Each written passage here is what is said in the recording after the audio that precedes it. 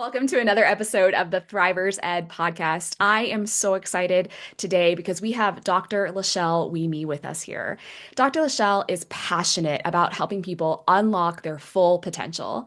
For over 15 years, she's been connecting with audiences as a motivational speaker, and for the past 6 years, she's also had the privilege of guiding individuals and organizations through her coaching and business consulting practice. Now, whether it's on stage or working one-on-one with clients, she loves empowering people to achieve greater impact and income. Now, her unique approach, it centers around fostering clarity, courage, confidence, and consistency. And these are the essential ingredients for sustainable success. This passion has also led her to create the Spiral Up podcast, where she explores these themes in greater depth. And through her consulting firm, I Am Life by Design, she partners with entrepreneurs and businesses to help them thrive. LaChelle, welcome to the show. Oh my goodness, Marci. I've been so looking forward to our conversation, and I cannot wait to dive into something that we both agree is like super, super impactful when it comes to the success and giving entrepreneurs an edge, right?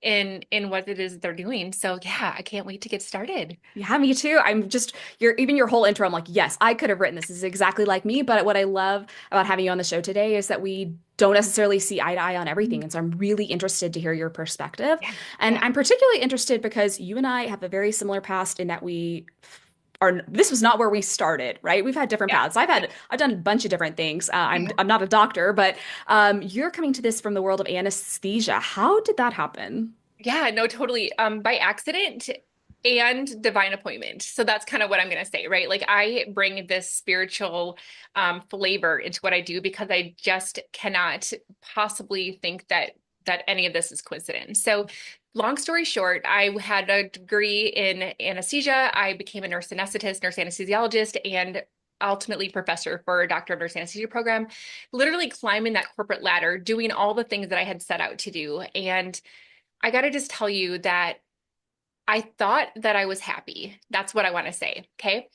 And when the first opportunity for me to have a business in the online space was presented to me, it seemed like the complete craziest wackadoo idea possible because I was self-proclaimed like awkward introvert. I had 200 friends on Facebook. If you didn't, I was afraid to share anything.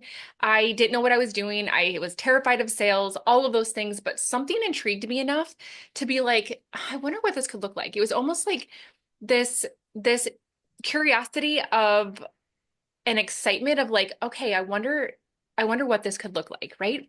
So I'm like, all right, if I'm gonna build this online business alongside my crazy life of being a mom of two, husband, the whole works, and being a professor and doing anesthesia, I'm like, this is crazy. I had no business starting a business, right?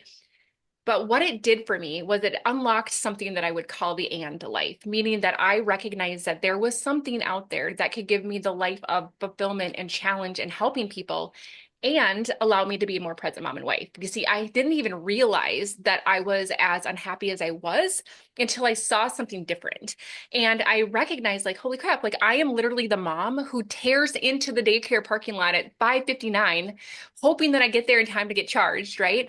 And or did not get charged. And it was just like, wait a minute, this is not the life that I wanted. And I realized that in my own, like, I'm gonna get deep here. I'm gonna get vulnerable with you guys. But like I realized that yes, I had all these degrees. I had my master's and my doctorate, and I was doing all these things.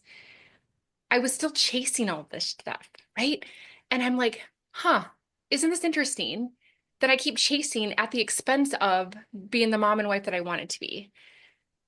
And I realized that my motivation deep down in my professional life was honestly to chase my worthiness. Once I had this degree, then I would be good enough. Once I had this title, then I would be good enough. Once I did this, then I would be good enough. And then while I was in those spaces, I wanted to make sure that I was keeping up with everybody else or that I was perceived as dedicated as everybody else, right? And I'm just like, hold tight. Like, none of this is where I wanted to be. And it was really bringing myself into this entrepreneurial space and recognizing that I can have life that creates both Mhm. if I'm willing to just get out of my own stinking way and deep dive into the crap that's been holding me back up till now and really see what's possible. And if I'm going to do this, I want to do it well. And I went on this massive self-improvement journey that helped me to discover that, holy crap, worthiness was what was driving my ambition. Mhm. Yes, it was impact, but that was kind of crap a little bit, honestly, because it was me trying to prove my worth to myself. And so now it's like I get to show up in a way that is so different. My energy is like I get to be like the most powerful person that I can be to help other people succeed. And I get to be present at home. And I think that, like, in your introduction, you highlighted this. Like, I want other people to feel like they've become and experience their best self because I didn't realize that I was really holding myself back and that I didn't realize how small I was living and I didn't realize what was possible for me once I stopped getting my own way and once I was open to start making some of the decisions that scared the crap out of me and allowed myself to fail because gosh, like I'd never gotten a B in my life. Like I was so terrified of not being perfect that I never posted on Facebook because good gracious, like if somebody judged me or wasn't my friend anymore, then God forbid, right? So just all this crap that started to come up as this revelation and realizing that as I started to grow within myself, I realized what I was capable of. And my life is beyond anything I could have planned for myself had I stayed in the box that I had created for myself, if that makes any sense. And in 2022, I left my full-time anesthesia career. Now I still go back and I actually help my hometown hospital out a couple days a month because I still love the skill set, but I get to show up when I can and when I want to and how long I want to and the rest of the time I'm traveling the world and I'm spending time with my kids and it was all of the crap that I had to deal with underneath the hood to help me make those decisions that are going to take me to the place beyond anything I could have planned for. And that's one of the things that you and I, are gonna get to talk to you a little bit about this because it's oftentimes, Marci, don't you agree? Like, it's not that we don't know what to do, because that's kind of crap. Like, a lot of times we do know what we want to do, but we're just too afraid to do it, right? Yeah, Or there's something stuck inside of us that's preventing us from doing it. yeah, I would say that I think a lot of times there's like a catalyst moment, right? Mhm. So you were saying in the beginning that in your career originally you thought you were happy, and my problem was I was never happy. I just kept moving thinking that next thing's going to solve the problem.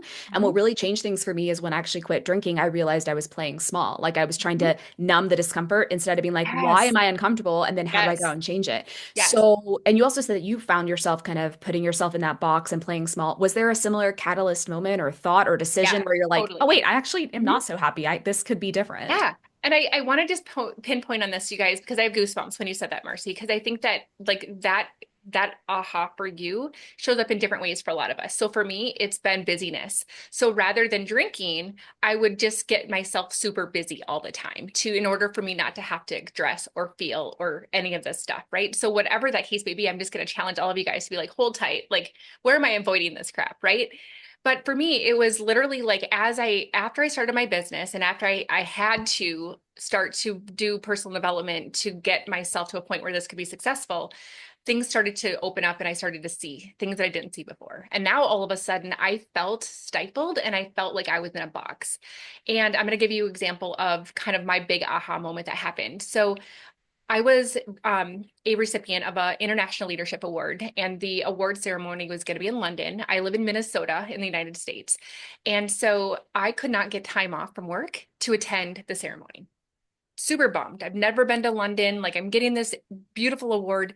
I wanted to go. They're like, it was a hard no, right? So then they were willing to make concessions for me and they're like, hey, you can certainly accept this over Zoom. Like we're fine with that. So I went and got the sparkly dress, did all the things, but unfortunately the time difference was 6 p.m. in London was 1 p.m. my time, which meant I was still going to be in the operating room. Tried to get a half day PTO, had tried to get all the things, hard no. And I was crushed. Like I ended up getting home just in time because a lot of my colleagues like rallied to like fill in for me, but it was a unnecessarily stressful situation. And then just like a week later, here I was sitting in my workroom and I was putting in my vacation pics for a year and a half in advance. I was one of 230, no, 265 like fellow nurse anesthesiologists that were vying for the same PTO spots. No guarantee any of this is going to get approved. No hope for these last minute schedule changes that I know are going to continue to happen as I grow and evolve. And I just realized I'm like, there's no way I can do this for 10 more years when I would technically be benefit eligible to retire. I'm like, there's no freaking way I can do this. I cannot do this another, I can't. And it was like that decision allowed for me to be open to possibilities and open to solutions, right? So what happened then, if I can continue the story, Yeah. I just happened to be heading to a friend of mine's lake cabin and we were chatting over coffee and she's like, have you ever thought about just doing anesthesia for small town hospitals on the weekends? That way you can still like bring in this safety net of income, but do your own thing. And I'm like, I'd never thought about it. Got back home, looked online, and sure enough, like there was a spot in my hometown that needed help. And so I'm like, okay. And it was so unbelievable because once I like allowed myself to see a different solution, all of a sudden my energy was in alignment with all of these solutions, right? And so like they didn't even interview me. They just hired me. My husband, who's super, super like Mr. Stability, non-risk taker, like hard nose, was all of a sudden like, sure. And it felt like the Red Sea parted. And it was like a miracle. And I'm like, all right, let's do this. And within 30 days, I had quit my job and I went and I traveled back to my hometown and helped them out for a couple weeks at a time, just so that we could start to establish some routine. And then eventually now I just help them out a couple days a month because I want to. But girl, like we have to get to this point where yes, it has to be bad enough to make that like decision, but it's also all of the things that I had been working on up to that point that led me to having the courage, that led me to be willing to take the risks and bet on myself, right? And that's really what it comes down to for both of us. Like, yes, we can be in a place where it's so miserable that there's nothing we can do, but just like you, I don't want my clients to have to hit rock bottom before they are willing to make a big life-changing decision. And it doesn't even have to be life-changing. It could be the smallest little thing, but they feel empowered to do it. And when we can start making the smallest decisions, and all of a sudden the big decisions don't seem so scary, right? Can you tell me more about that small decision, right? You're saying you built up Mhm. this security, but then your husband's like, I want, Mr. Stability, I want everything. And Mhm. I can see Mhm. that for a lot of people, Yeah. like maybe they've hit that point where like, I can't do this anymore, but change Yeah. is scary. Quitting my job is scary. Moving across the Yeah. world is scary. Whatever that thing is scary. And they haven't built up that courage yet. So Yeah. what would you say to them? Yeah. Oh my gosh. Okay. So I think that like really it comes down to what I call the foundations of success. So when you can build upon a foundation of these key pillars, all of a sudden decisions are going to start to click. All right. So I'm going to tell you these pillars for me are number one, the power of your choices. So the moment that we recognize, you guys, that we are not subject to life, that life is happening for us, and that nobody, like the moment that I realized that as I walked into this hospital in my full-time career, I looked around and it's like, huh, isn't this interesting? Nobody is holding a gun to my head, forcing me to show up. It is a decision for me to show up every day because this is the decision right now for me and my family that this is the place for me to be. But when you recognize that you are not powerless to situations outside of you, and the moment that you accept that you have an empowered decision, whether that be I'm going to make the decision to seek out different solutions, I'm going to have the decision to have a hard conversation, with my husband saying, "Oh my gosh, like this is not working for me," whatever the case may be. The moment that you decide that you are not subject to something, that you are not victim to something, the moment that you recognize that you get to choose your response every single moment, everything will shift because now all of a sudden, instead of disempowered, you are empowered. And I can get into the whole like quantum physics part of that. But the moment that you are in an empowered space, both thought and feeling, your energy in your vibration of your body in your biofield raises. And now all of a sudden, the ideas, the conversations, the people are going to start aligning with you because you're from an empowered place versus a disempowered place. So, number one is that recognition that you are not a victim and that at every single moment you get to choose to rise above your circumstances. Number two is building the confidence. Now, a lot of times this really does come from addressing any toxic thought patterns, right? So, what is the trash talk going on in my head? What are the limiting beliefs that I have picked up from my upbringing? Many times people don't realize that many of the belief systems that we have in which our brain uses as the construct for the way life works are developed before we're even 7 years old. So what did I learn by watching my parents without the brain cognition level to be able to have context available to it? And I can get into that whole conversation for the next hour. But my point is that there's lots of reasons why we don't feel confident. And it might be like, hey, I've tried this before, it didn't work, so I must suck. Or, everybody else seems to have it figured out and I don't, so I must suck. And whatever the case may be, the moment that you shift into recognizing that you are worthy, that you are capable, that you can handle anything, things start to shift. You're willing to make decisions, you're willing to take risks, you're willing to, again, shift your energy into, oh my gosh, I really hope that you could possibly talk to me and maybe we can figure this out too. I need to tell you something. I believe in it. I think you'd be amazing for it. Different energy because I come from a place of confidence, right? The next one is connectedness. Now, this one is something that's different for a lot of different people, but for me, ultimately, the way I describe this is the connectedness between me and something bigger than me.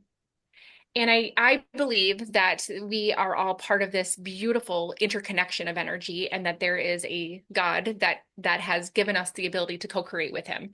And so when we recognize that, this is a kind of a really key piece to what I do, is recognizing that all of the weight of the world that I've been carrying on my shoulders, all of the responsibility. I was a breadwinner for my family. My husband's a teacher. Teachers should get paid more, right? So there's a lot of responsibility for me in this space. But the moment that I recognize, like, okay, breathe.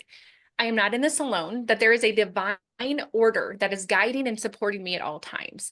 And that I believe that I have the ability, you have the ability, all of us have the ability to tap into our subconscious to be able to ask for divine guidance in even like yes, no questions. Sometimes people are entertained by this. Like one of the most famous inventors of all time is Thomas Edison, right? Thomas Edison, you guys used to have a practice every day where he sat in a chair and held a rock in his hand. Now, the reason he did this is because he wanted to get himself into a state of alpha brainwaves, and alpha brainwaves allow us to connect to the higher intelligence of all, the source intelligence of all. And that's how he was able to have these inventions that came out of nowhere. And so what he would do is he would sit in his chair and he would hold his rock, and his goal was to get to the brainwave that's just before sleep. And if he dropped his rock, it would wake him up because he didn't want to actually fall asleep. But his goal was to get to the theta so that he could open his consciousness up to divine guidance. All of us have that same opportunity because our subconscious is actually connected to the intelligence of all things. It's just a matter of number one, are we willing to allow for that wisdom to come in? And number two, how do we learn to trust our own discernment? You can believe that you can pray to God and ask for his help, but do you believe in yourself enough to hear what he's saying and for you to actually trust to do that? And that's what I love teaching people, is that you don't have to do it alone, that there are ways to figure that out. The next one is courage. So if you have fear, and fear can be like obvious fears, right? Like I fear that I'm going to be making a fool of myself, or I fear that I might not be able to put food on my table if I quit my job. Those are legitimate conscious fears. Oftentimes we have subconscious fears that are below the level of our awareness. And this is so interesting, Marci. So I have a process that I take my clients to that can actually take them with their subconscious to the moment that the limiting belief is formed. And then from that limiting belief, then we can like neutralize it energetically and then plant the seed of truth and then shift their belief system. Okay. But what's so fascinating is that in that process, I have been able to take people through, and depending on your belief systems, some of my clients have the acceptance that there are past lives that we've been through. Some of them have a belief construct that we work with that they recognize that we can actually inherit limiting beliefs and energy blocks from our ancestors. Okay. Regardless, I've had people have experiences where they literally, one example, she watched her parents when she was young and they were fighting and they were miserable. And she was little, she was like 5, and she's like, I want to go outside and play, but I feel like I have to be in here because I need to be miserable and angry. Okay. So now she's afraid of raising her prices because she is afraid of being happy. she's not worthy of being happy. She's not worthy of choosing herself over others. She's not able subconsciously to accept that it's okay for her not to be miserable and angry. So then she keeps making decisions that are consistent with that identity versus the other one. So there's hidden things. I've had other people who have taken themselves back through ancestors. They've literally been able to see themselves from their grandma's consciousness in her grandma's kitchen like decades ago, looking out the window at her daughter who happens to be this girl's mom. Unbelievable. But her grandma in her place had actually had an experience where her mom had passed and she was watching her daughter play, and she thought to myself, it's not fair that I can be happy when my mom wasn't able to watch me do this. And so she consistently made decisions that kept her in this unhappy, unworthiness of happiness space. And it's so what I'm saying, you guys, is that we have fears that could be something that are just hidden in your subconscious. And there might be fears that are hidden in these energetic lineages that can be passed on. And so it's really just recognizing not only how to look at fear differently and how to know consciously that you can handle whatever it is that's coming to you, but also recognizing that there might be some things that you can't see Mhm. that we can clear because that might be holding you back from courageousness.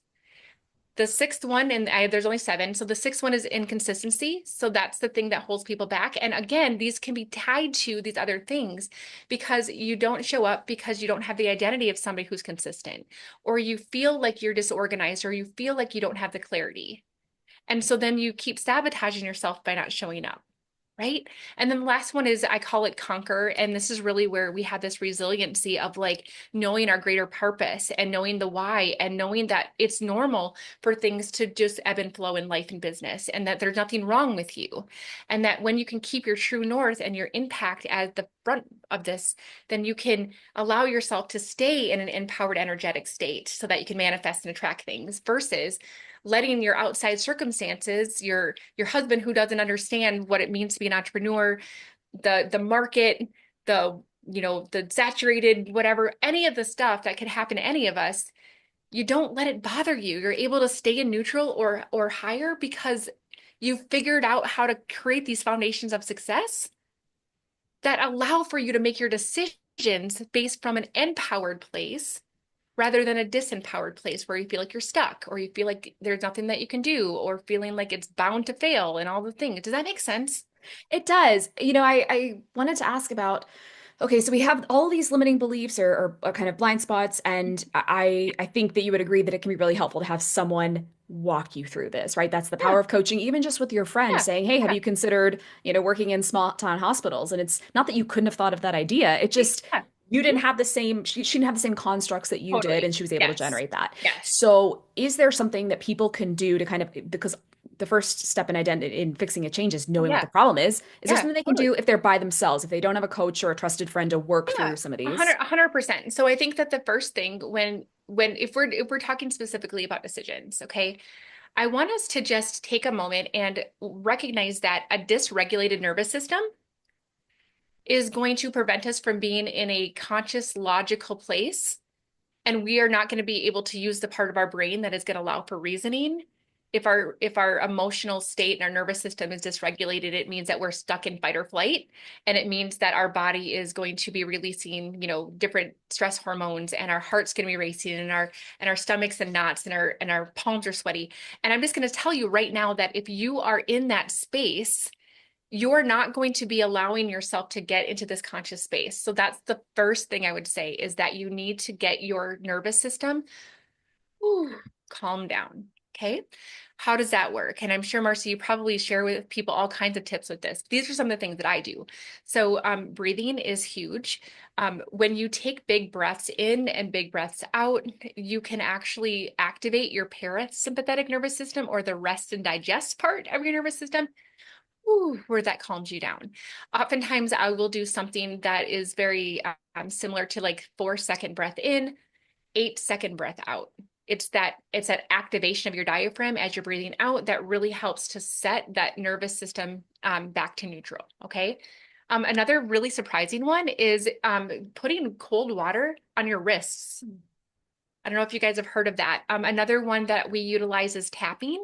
Mm. So emotional freedom technique and tapping, what it does is it gets you back into focus. I actually have a software that I use with my clients that it analyzes 10 seconds of their voice. And then it can tell them not only what are their three emotions that are over being expressed right now and one that they've been pushing down, but it gives them a prescription of balancing musical tones and octaves that will actually neutralize that energetic state. So it's almost like noise canceling headphones work this way, where it's two opposing waves come to crash together in the ocean, they neutralize themselves.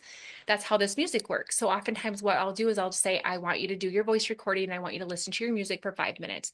And that by itself will just regulate it. And now I can get myself back into this state. So now I'm consciously able to have this process happen, right? I'm not from a fight or flight, traumatic place. I'm in a, okay, like, let's look at this. So then I ask myself, what am I actually afraid of? What am I actually afraid of? And sometimes it's just in the acknowledgement of it from a conscious place, not from a fight or flight place, but from a conscious place, like, interesting. Isn't that interesting that this is what I'm afraid of? And when you can do that, you can start to rationalize it from a logical standpoint. So oftentimes what I'll do is I'll have my clients say to themselves, okay, what would be the worst case scenario that could happen here? Right? Worst case scenario. And let's just say, I'm gonna give this example from the girl who's like, I can't be happy. We were able to recognize that if I'm happy and not miserable and angry, then I'm going to be abandoned. And if I'm abandoned, then I'm going to die because I can't take care of myself. So it's really just like, if I'm happy, I'm going to die. That's what her subconscious told her. Okay. So we can take that and be like, all right, so am I going to die if let's say I'm afraid to go live on Facebook, or I'm afraid to start my podcast? What is the worst case scenario? Worst case scenario is nobody listens to my podcast. Worst case scenario is somebody makes fun of me. Worst case scenario is, and then I think about it, it's like, okay, well, I'm not going to spontaneously combust. I'm not going to lose my house. Like the things that we catastrophize, Yeah. right? So we start to think about it like, okay, hold tight. And then I asked them, okay, let's just pretend like the worst case scenario happened. What would you do? Well, if nobody listened, I guess I would just know that that's not my jam. Or maybe I would just like adjust the messaging. Or let's say somebody made fun of me. Well, maybe they're just not aligned with me. And I just got to be okay with that. Like that's their shit, not mine, right? Like whatever the case may be, we get to say from a logical standpoint, what would I do if the worst case scenario happened? And what we do then from that place is that we decide that we can handle it. Hmm. And once I can handle it, okay, now I feel empowered again. Okay, so, okay, awesome. I can handle it. Now, sometimes that conscious part of us is still not enough. And this is where I'm going to ask you guys to just sit with me in the woo for a second. So I'm a scientist, I'm a researcher, I love the body, I love the brain, but there's a lot of quantum physics and a lot of brain science into this. I want you to, from this conscious place, have a conversation, whether it be out loud or in your brain, with the younger version of yourself. Because this fight or flight and this nervous system activation is really, there's something inside of you that doesn't feel safe. And so it's like, hey, LaChelle, you're okay. You're safe. What do you need right now to be safe? I just need to know that I have some people here to protect me and to love on me, even if this doesn't go good. Awesome. Okay, good. Good job, LaChelle. It's amazing what can happen from a conscious standpoint when we can soothe the inner self that's trying to keep us safe from the ego. And in the quantum physics space, there is no past, present, and future. They're just now. Hmm. And so in now, I actually get to heal the past and I get to influence the future based on this decision right now. And so those are some of the steps that I take my clients through or tell them to do on their own in order to work through some of this process together. And it can be super powerful. And some of the things that I do to take people through this whole like identifying the limiting belief, even past life regression, you can do self-processing on if you're trained in this. And Mhm. so a lot of my clients will actually go through the certification program that I paired with to get their own teaching on that so that they can process themselves through it so they're not dependent on anyone else. So that's Mhm. completely possible too, which is really cool. Yeah, I do love that worst case scenario because a lot of times when you put these out loud, you're like, that's just Mhm. not going to happen. It's not going to kill me. I can move on from this. If no one Yes. ever hires me again, I can get another job doing something. Like there's Yeah. always that Yeah. solution. I'm wondering if it's that third piece that might be missing because I have tried this before Yeah. with a loved one and it ends up in that spiraling of yeah, but, yeah, but, yeah, but, and it just keeps going and there doesn't seem to be Yeah. that resolution or that Yeah. calming down of like this is Yeah. irrational. So Yeah.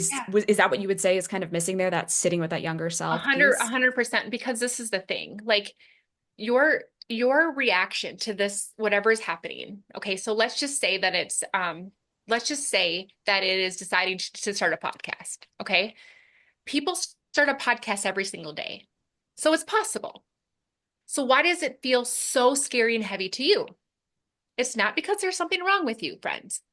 It's just because you are taking this representation and you're attaching meaning to it from some part of you that isn't healed from the past. It's been a trigger. So your emotional response to it is more exaggerated than somebody else who's like, yeah, I started a podcast yesterday.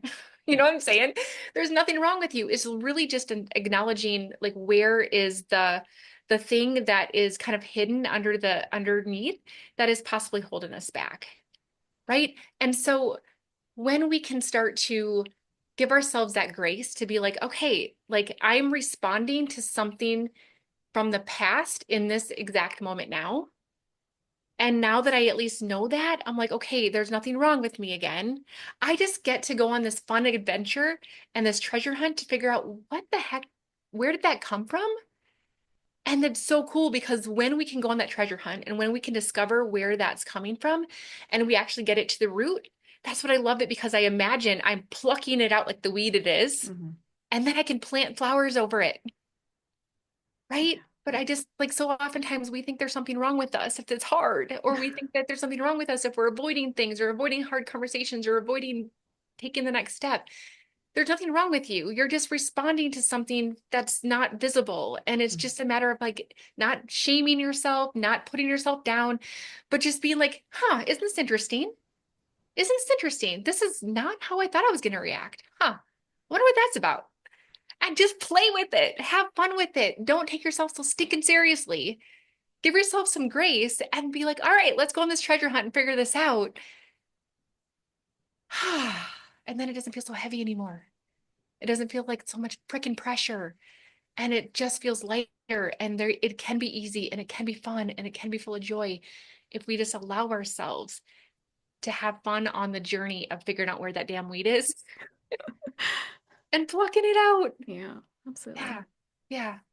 Well, this has been so much fun. I feel like I could pick your brain for forever. It's just it's just such a wealth of knowledge, and I don't want to overwhelm anybody. I want to be able to take this and put things into action right now. So, what Yeah. would you say if people are listening and they're like, okay, this is it. I'm identifying there's probably some fears in here, some limiting beliefs. Mhm. What are either five things they can go do right now, or something they can do in 5 minutes Mhm. to start acting on this today, right Yeah, now? 100%. So I love the fact that I got to give people this, like, what do you do? So we kind of already did that, which is really Right. great. So I'm going to encourage all of you guys to just follow the steps that we've already talked about for sure.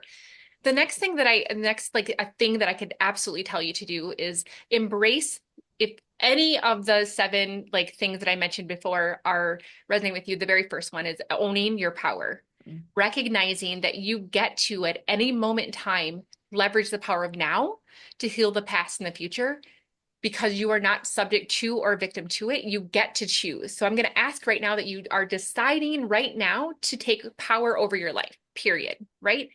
And then the other thing that I would say, Marci, that's been super helpful with myself and my clients is to ask yourself, what would the future version of yourself do? A future version of yourself that's healed and confident and powerful and courageous and consistent and all the things. Like, if I want to have a multi-million-dollar business, what does she look like? What would she do in the situation? So, would she start a podcast? Yeah. Would she be afraid of it? Nope. Who would she contact to get her started? Awesome. So when we can step into her it's going to help us to channel that. And again, in the quantum space, you guys, there is no past, present, or future. She already exists. The future version of you is here already, allowing you to listen to her guidance or his guidance if you're willing to let yourself do that and trust it. Okay. And so, a way that you can tap into that as well is visualization, because our brain has these parts in our brain called mirror neurons that cannot tell the difference between what is real and what is imagined.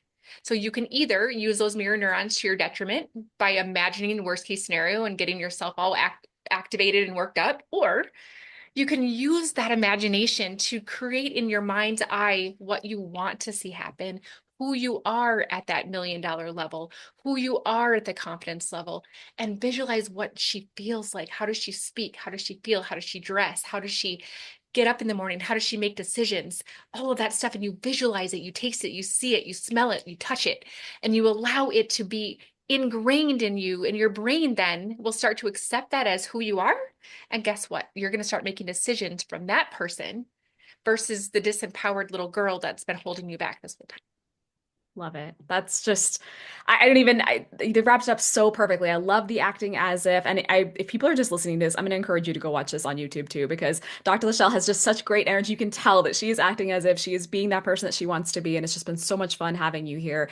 Thank you so much for your time. Is there anything that you wanted, any last minute piece that you want to throw in? Have we covered everything today, you think? I just absolutely am so grateful and honored. And Marci, I am happy. I do. If your clients would like another tool, I Yes. do have access to that software that you can do a 10-second voice submission, and then it gives you like some music to listen to. And I would be happy to offer your audience a very significant discount, special for like $25. You guys can get your own analysis, and I'd be happy to give you the link for that so that they can actually have a tangible tool to take with them to add to the arsenal that they already have. So, That sounds perfect. I completely forgot about that tool. And as you're saying this, I'm like, oh my gosh, yes, that was so fascinating to talk about how this affects our brainwaves. It makes total sense. Where can people find you? so I have a name that's hard to pronounce, but I'm easy to find. So I'm at LaChelle Wieme everywhere. So Facebook, Instagram, my YouTube channel is at LaChelle Wieme. I am at LaChelleWieme.com. So as long as you can go to the show notes and spell it correctly, you guys can find me wherever you're looking for me. Simple and easy. So thank you so much for that opportunity. Absolutely. Yes. The links will be below, as well as that link to the voice recording. Dr. LaChelle, thank you so much for joining me today. Thank you so much. I appreciate it.